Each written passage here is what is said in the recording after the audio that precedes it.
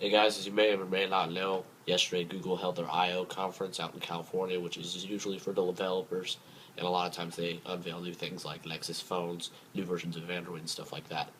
But this time, they announced some things for the consumer, even though they said they weren't going to. Uh, they didn't announce a new version of Android, at least not yet. There's 2 more days left in the conference, so there's always time for that.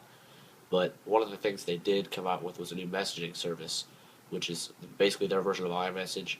So you can message cross-platform if the person has the app.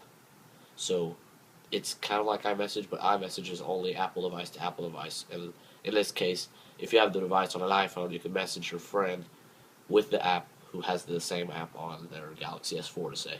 Uh, so it's still fragmented because you can't message all phones without an app, which is I don't know how anybody would do that, but that's still what I think they need to strive. Somebody needs to strive and create.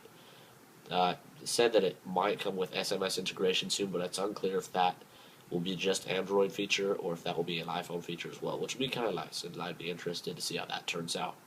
Uh, One other thing that they did do that I wasn't too happy about because I kind of like Google Plus as the way it is, but they announced 41 new Google Plus features, one of which was a completely redesigned layout. I thought it kind of looked like Pinterest, so I'm not a big fan, but I've heard you can switch back, so I might look into that. Uh, Another bigger thing I see is music, Google Music. I can't remember the exact title. They already had Google Music where you could sync your library to it and download it on your Android device. Well, this is basically a Spotify competitor. Google's trying to get into that music industry that everybody else is trying to get into, and they're trying to compete with things like Pandora and Spotify. It's going to have a radio service just like Pandora, and it has other services. I didn't, quite 100% get it, but there's a lot of stuff that you can do with it besides Spotify. That is why people are thinking that less people are going to go to Spotify because it's the same price. Their Spotify Premium and this music service by Google is going to cost $9.99 a month. They're both the same. Supposedly you can do more with Google on. We'll just have to wait and see. One of the biggest things I thought, and you've probably already heard about this, is the Google Edition Galaxy S4, which a lot of people were saying before that it was not going to happen. There were rumors about it, but it came out yesterday. They announced it for $649. You can get a Galaxy S4 with stock 4.2 Android. That's Jelly Bean, stock Android.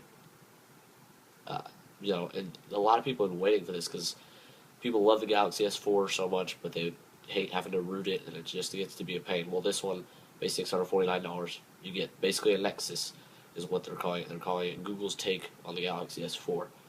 So, you get the full experience, and you get the fast hardware that comes with a Samsung product. So I thought that was kind of nice. And to wrap this up, I want to tell you guys about what they did. I thought was kind of cool. At the end of the conference, they gave everybody a Chromebook Pixel. And if you don't know what that is, look it up. It's showing you for the Chromebook. It's basically Google's laptop made by Samsung. This one's made by some other company. I can't remember. Anyway, this one's like $1,400. It's on premium.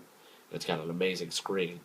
I just thought that was kind of cool that they gave one to everyone. So if you have any questions, just leave a comment down below, and I'll look into it and try to get your questions answered. Thanks for watching.